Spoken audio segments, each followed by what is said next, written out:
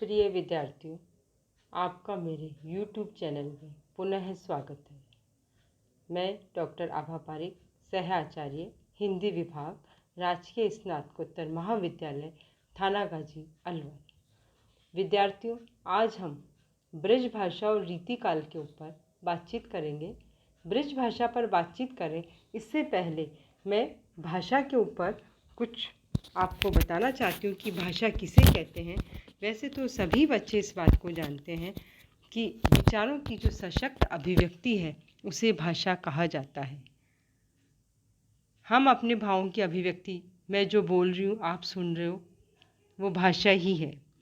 भाषा का यदि अर्थ करें तो भाषा शब्द संस्कृत की भाष धातु से वर्णित है। इसका अर्थ है बोलना। महर्षि पतंजलि ने लिखा है कि वर्णों द्वारा जो सार्थक बोली व्यक्त होती है वही भाषा है। यूनानी दार्शनिक प्लेटो के अनुसार विचार आत्मा की मूक बातचीत है, पर वह जब होठों पर प्रकट होती है तो उसे भाषा की संज्ञा देते हैं। भाषा के दो रूप होते हैं, मौखिक और लिखित। मौखिक जो हम बोलकर अपने विचारों को अभिव्यक्त करते हैं, लिखित लिपि के द्वारा जो हम अपने विचार व्यक्त करते हैं। कहने का अभिप्राय ये कि भाषा वह साधन है जिसके माध्यम से हम सोचते हैं और अपने मन के भावों व विचारों को व्यक्त करते हैं। भाषा अभिव्यक्ति का एक सशक्त माध्यम है। मौखिक और लिखित द्वारा भी इसे व्यक्त किया जाता है और सुनकर और पढ़कर भी हम अपने विचारों को व्यक्त करते हैं। भाषा केवल सार्थक बोली नहीं, सार्थक जो साहित्य लिखा जाता है वो भी भाषा के अंतर्गत ही आएगा कि कवि अपने भावों की अभिव्यक्ति जो कर रहा है भाषा के माध्यम से ही कर रहा है। और किस भाषा में कर रहा है? देखिए, रीतिकाल का जो साहित्य है वो ब्रज भाषा में ही लिखा गया है, लेकिन ऐसा नहीं कह सकते कि ब्रज भाषा जो है वो केवल रीतिकाल की ही पपुती है। भक्ति काल से काव्य की मुख्य भाषा ब्रज भाषा रही है। अवधि का भी प्रयोग होता रहा है, लेकिन कृष्ण भक्त कवियों ने ब्रज भाषा को जो सौष्ठव दिया उसके कारण अवधि की अपेक्षा ब्रज भाषा को ही अधिक व्यापक रूप में अपनाया गया। इसके अलावा रीतिकाल का 90% से भी अधिक काव्य ब्रज भाषा में ही रचा गया है। अब ये प्रश्न उठ सकता है कि रीतिकाल का 90% साहित्य ब्रज भाषा में क्यों लिखा गया? अवधि में प्राकृत है या डिंगल है, इनमें क्यों नहीं लिखा गया? इसका सबसे बड़ा कारण ये है कि ब्रज भाषा की जो प्रकृति और मधुरता है, मधुरता ब्रज भाषा की प्रकृति है। श्रृंगार वर्णन के लिए कोमल कांत पदावली की आवश्यकता होती है। इस भाषा को मधुर और श्रृंगारोचित बनाने के लिए संयुक्त वर्णों का सरलीकरण किया गया। उदाहरण के रूप में मैं कुछ शब्द बताना चाहूँगी। श्रावण का जैसे सावन, भाद्र का भादो, चंद्र का चंद्र, श्रृंगार का सिंगार और कृष्ण कान्हा बन गए। इसी प्रकार संस्कृत के बहुत से तत्सम तद्भव के रूप में प्रयुक्त होकर ब्रज भाषा में एक विशेष लोच ले आए।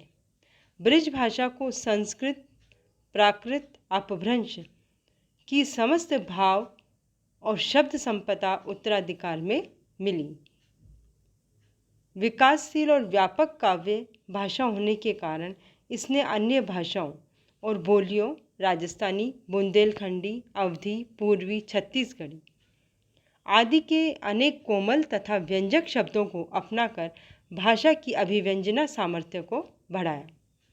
अपनी उदार वृत्ति के कारण ब्रज ने अरबी, फारसी जैसी विदेशी भाषाओं से भी शब्द चयन किए। ब्रज भाषा का परिष्कृत, परिमार्जित एवं प्रौढ़ रूप हमें रीति काव्य में देखने को मिलता है। शब्द का समुचित प्रयोग, नाद सौंदर्य और अर्थ चमत्कार रीति काव्य की सामान्य विशेषता रही है। डॉक्टर भागीरथ मिश्र ने इन्हीं सब विशेषताओं को परिभाषा के रूप में बताने का प्रयास किया। वो कह रहे हैं कि इनके काव्य को अर्थात रीतिकाल के काव्य को देखने से पता लगता है कि ये शब्द सिद्ध कवि हैं। भाषा पे इनका विशेष अधिकार है। इसके एक एक शब्द में मणिमाणिक्य के समान चमक और आभा है।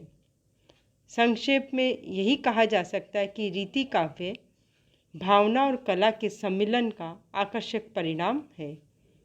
कला प्रियता, सौंदर्य प्रियता, आचार्यत्व की स्पृहा का मतलब एक प्रतिस्पर्धा जो थी उस काल के कवियों में, आश्रयदाताओं के मनोनुकूल अर्थात आश्रयदाताओं के मन के अनुसार काव्य रचना और जीवन को भोग का पर्याय मानने की प्रवृत्ति के बावजूद रीति कवियों का योगदान अविस्मरणीय है। इस काव्य में कलात्मक पूर्णता हमें दिखलाई देती है, लेकिन काव्य की जो अभिव्यक्ति है, शैली है, उसमें कलात्मकता दिखाई देती है, लेकिन जीवन दृष्टि के प्रति क्या सोच रहा है उसमें डॉक्टर जगदीश गुप्त हैं, उनका कहना है कि रीति कवियों के पास कोई गहरी जीवन दृष्टि थी ऐसा प्रतीत नहीं होता। साहित्य समाज का दर्पण होता है और दर्पण जिस प्रकार से कभी झूठ नहीं बोलता उसी प्रकार साहित्य भी कभी असत्य नहीं बोलता है। जीवन दृष्टि सुदीर्घ अनुभव, गहरे आत्ममंथन और प्रौढ़ तत्व चिंतन का परिणाम होती है, जबकि किसी भी रीति कवि में ये बातें समष्टि रूप में नहीं लक्षित होती। उनके भीतर उस प्रखर व्यक्तित्व का प्राय अभाव दिखाई देता है जो उचित अनुचित का विवेक रखकर उचित का दृढ़ समर्थन और अनुचित का सक्रिय विरोध करने को तत्पर हो जाता। ऐसा क्यों हुआ? इसका सबसे बड़ा कारण ये है कि उस समय उस प्रकार की सामाजिक दृष्टि जीवटता हमें समाज में दिखलाई ही नहीं पड़ती। किसी गहन नैतिक या सामाजिक संघर्ष के बीच उन्हें तपना नहीं पड़ा। उनमें भी सौंदर्य प्रियता, रसिकता, कला कुशलता, काव्य शास्त्री तथा राजाश्रय एवं राज सम्मान प्राप्ति की कल्पना, यही कवि का एक उद्देश्य था। इन सब का सम्मिलित परिणाम यह हुआ कि उस काल के जो कवि थे उनके व्यक्तित्व का एक विशेष ढंग के ऊपर निर्माण होता चला गया, एक रीति के ऊपर जिसकी कुछ निश्चित सीमाएं बन गई और दरबारी वातावरण से हटकर लोक सामान्य जीवन को उन्मुक्त भाव से स्पर्श करने का भी अवसर उन्हें नहीं मिला और उसकी गहराई में बैठकर कुछ उपलब्ध करने का तो प्रश्न ही नहीं उठता। कविता के क्षेत्र में शास्त्र के अनुसरण का पंथ अपनाकर उन्होंने अपनी कल्पना शक्ति तथा काव्य चेतना को इस सीमा तक आबद्ध कर लिया। जब किसी सांचे में रच के साहित्य की रचना की जाती है तो मुखर व्यक्तित्व कहीं न कहीं गौण हो जाता है। जिस प्रकार से हम देखते हैं कि भक्ति काल के जो कवि थे वो तो स्पष्ट शब्दों में कहते थे कि संतन कहाँ सीकरी सो काम। संत किसी की गुलामी नहीं करते, वो आत्मा में ही विचरण करते हैं। वो राज्य आश्रित कवियों के बीच में भी कभी नहीं गए। राज्य आश्रित जो राजा थे उनके समीप भी नहीं जाते थे। उनका प्रमुख उद्देश्य तो समाज सुधार था, फक्कड़ प्रवृत्ति के थे वो।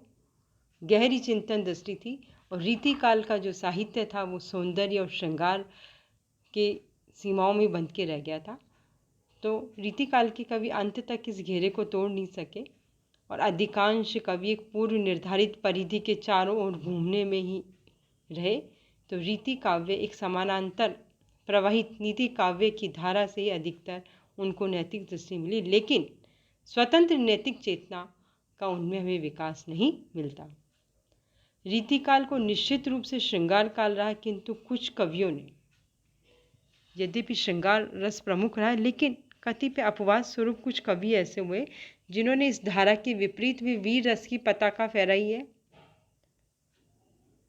उनमें से दो कवियों का नाम बताना चाहूँगी मैं आपको। भूषण और केसरी सिंह बारट का नाम उल्लेखनीय है। भूषण अनेक आश्रयदाता राजाओं के पास रहे, किंतु उनका मन शिवाली और छत्रसाल की वीरता, देश प्रेम में ही अधिक रमा। वीर काव्य के नायक छत्रपति शिवाजी को उन्होंने आधार बनाया और अन्याय दमन में तत्पर हिंदू धर्म के संरक्षक नायक की वीरता का उन्होंने बखान किया। शिवराज भूषण, शिवा बावनी, छत्रसाल दशक आदि उनके ग्रंथ हैं जिनमें वीर रस या कूट कूट कर भरा हुआ है। इसी परंपरा में केसरी सिंह बारट भी राष्ट्रीय चेतना के प्रमुख कवि हुए। बारट अर्थात चारण होने के कारण आश्रयदाताओं के प्रश्रय में रहकर या शरण में रहकर उन्होंने महाराणा प्रताप जैसे राष्ट्रप्रेमी, हिंदुत्व का रक्षक और अपनी आन मान पर मर मिटने वाले नायक का ओजपूर्ण चित्रण किया है। प्रताप चरित में कवि की वीर रस से परिपूर्ण रचनाएं इस बात का प्रतीक है कि कुछ कवि रीति काल में भी राष्ट्रवादी वीर रस की धारा को प्रवाहित कर जन जागरण पैदा कर रहे थे, जन जागरण की भावना को उत्पन्न कर रहे थे। किंतु ये जो धारा है वीर रस की, इस उपर्युक्त धारा को हम रीतिकाल की प्रमुख धारा नहीं कह सकते। रीतिकाल के अंतर्गत श्रृंगार रस की ही प्रधानता रही और कुछ कवियों ने अपने आश्रयदाताओं की स्तुति में उनके प्रताप आदि के प्रसंग में उनकी वीरता का वर्णन किया और उनकी जो राष्ट्रीय चेतना थी वो केवल क्षेत्रीय तक ही सीमित थी। अपने राजा की प्रशंसा करना और जहाँ पे ये रह रहे थे उसका विस्तार करना ही इनका एक प्रमुख उद्देश्य था और भारत को एक समग्रता के रूप में नहीं देख पा रहे थे। लेकिन इनके बावजूद भी भूषण और बारट का विशेष महत्व रहता है कि इन्होंने राष्ट्रीय चेतना से उत्प्रोत साहित्य लिखा। तो रीति कविता का दृष्टिकोण एक प्रकार से वही था जो संवत 1791 में रचित कोश मंजरी के निर्माता आनंद कवि का एक पद्य है, उससे व्यक्त होता है। मनुज रूप है अवतर्यो तीन वस्तु को जोग, द्रव्य उपार्जन हरि भजन अरु कामिनी संग भोग। रीति कवि की दृष्टि में किन वस्तुओं का विशेष महत्व था, इसका परिचय बिहारी का एक दोहा है, वो भी मैं आपको बताना चाहूँगी।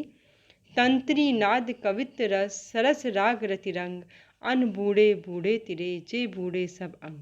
इस युग में रास रंग, संगीत और काव्य कला में पूर्ण रूप से तल्लीन रहना ही जीवन की चरम सार्थकता मानी जाती थी। तो बच्चों, अभी हमने ब्रज भाषा में जो रीतिकाल का साहित्य लिखा गया उसके ऊपर बातचीत की गई है। निश्चित रूप से रीतिकाल का 90% से भी अधिक साहित्य ब्रज भाषा में लिखा गया, क्योंकि मधुरता ब्रज भाषा की प्रकृति ही है। बच्चों, आज हम इतनी ही बातचीत करेंगे। धन्यवाद। कल फिर मिलते हैं।